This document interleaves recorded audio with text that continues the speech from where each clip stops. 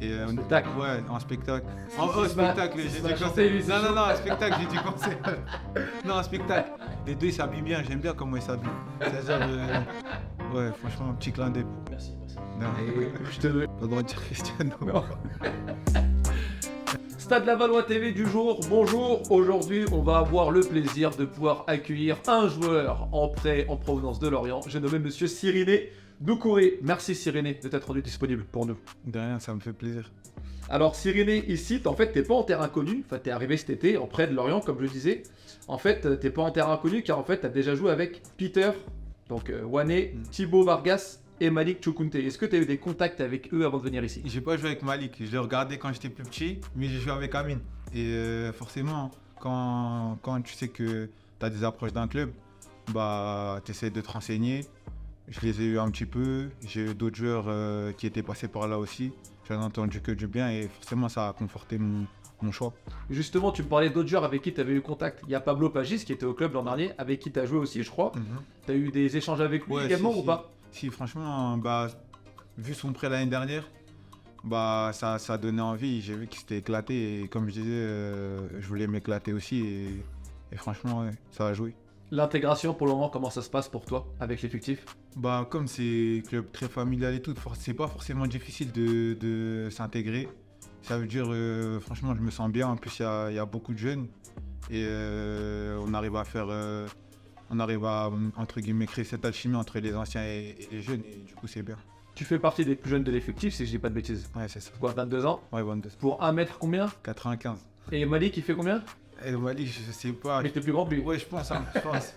Il y a Mamad Samassa qui me dépasse sûr. Ouais, bah lui, c'est sûr. Ouais. C'est le géant. Ouais.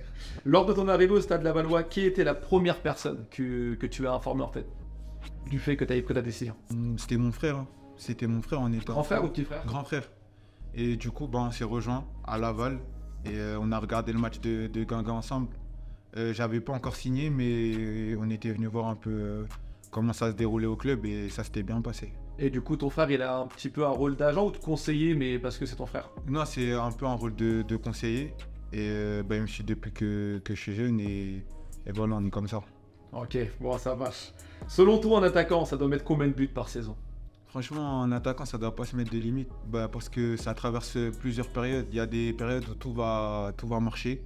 Et il y aura des périodes un peu plus compliquées où il y aura moins de buts. Mais maintenant, aujourd'hui, en attaquant, on ne lui demande pas forcément que de marquer, même si ça compte beaucoup aujourd'hui les stats.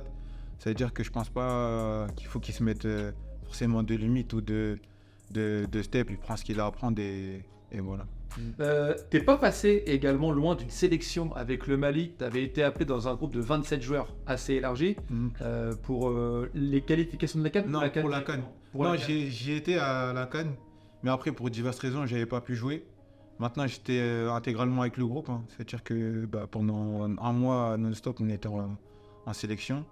Après, voilà, comme je disais, pour diverses raisons, j'ai pas pu jouer, mais j'en garde de bons souvenirs. C'était une belle expérience. Et alors, juste pour enchaîner sur ce sujet-là, est-ce que tu as un objectif, alors que ce soit à court, moyen ou long terme, de te faire une place justement dans cette sélection nationale? Bah moi, je prends étape par étape.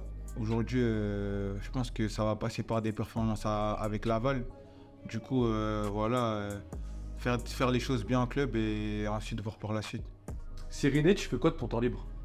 Ah là, franchement, on s'amuse beaucoup avec les gars de l'équipe. On essaie de faire des activités. Dernièrement, on est parti voir des matchs de futsal. On est parti voir Malik Bentala en concert.